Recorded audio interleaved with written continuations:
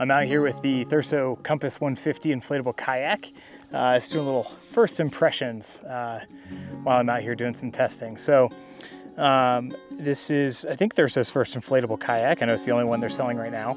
You know, construction-wise, it is full drop stitch construction. So both the floor itself and the walls are made with a drop stitch construction, just like a paddleboard. And in fact, you can even see from the dimple patterns, it's the same woven drop stitch base layer that Thurso is using on their paddleboards now. And it does, the floor and the side tubes all inflate to 15 PSI. So it's quite stiff, quite rigid. And the board does feel really, really solid out here on the water. There's no flex or anything. Even if I'm, pressing down on it in one particular spot, there's zero flex. So that's really nice. It does feel really stable as well. No issues while sitting here, paddling or anything like that. And the width inside is about 28 or so. And again, with that construction, you can, as long as I don't topple forward, pretty easily stand up.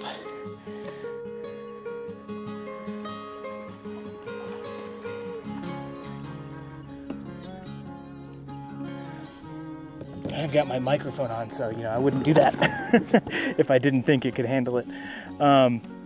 So the seat is also inflatable on the bottom. It's a fabric back, pretty comfortable. It's quite adjustable, both position and everything with the actual seat itself. Feels good. It's responsive. It gets up to a nice cruising speed pretty easily. It's quite smooth. The tracking is very good on it. And I did only use the one fin. It comes with three, but the same three and the same setup as the Thurso paddleboard. So it's a 2+1 surfing setup, which just doesn't make any sense for a kayak. So I just used the one center fin. That's all you'll need. The two side fins are, I don't know why they're on the kayak, even without them, it tracks just totally fine. Maneuverability is about what you expect. The kayak is 12.5 feet long, so it's pretty big. It is set up to be a tandem. It actually does come with two seats and two paddles. And so the maneuverability is a little on the low side. It does take quite a bit if you're trying to make a big turn. But again, it is responsive, so you can do small turns pretty easily. And it also responds really well with rudder strokes, even just paddling it by myself here. I'm just applying a little bit of pressure. And either direction with the blade on a rudder stroke, I can turn it pretty easily. The paddle is interesting. Got a lot of thoughts about this paddle. The paddle has a lot of really good potential. I think that's what I'll say about it now for this first impressions video. It's got a lot of good potential. I think there are some rough edges that need to be smoothed out, both figuratively and literally.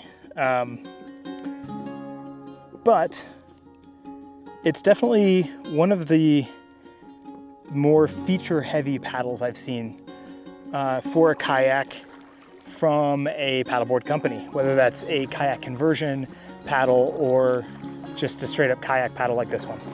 So yeah, overall, I'm quite pleased with this. I'm not sure what the weight capacity is.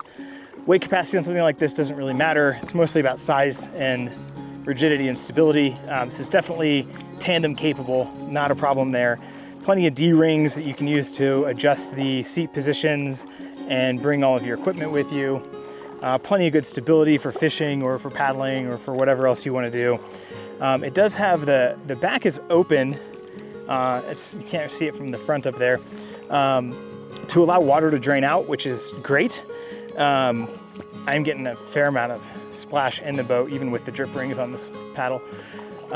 It almost looks like it's set up for a transom for a motor, but there's no mounting points back there. So you could motorize this using like a Bixby or something in the fin box, but you won't have the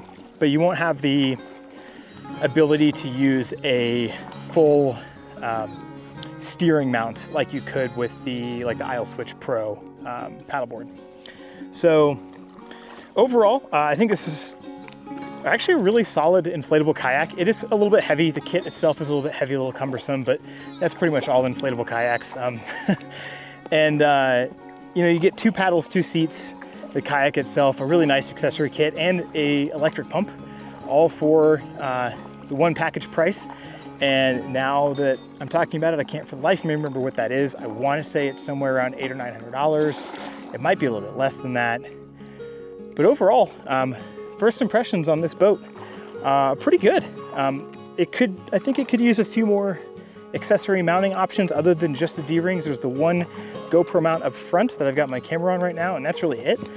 I don't think it needs a whole lot more, but you're kind of limited in terms of things like fishing rod holders and stuff like that without any extras. So it might be nice to see a few more accessory mounts built in there. But yeah, overall, Thurso, I think you've done a pretty good job with this kayak.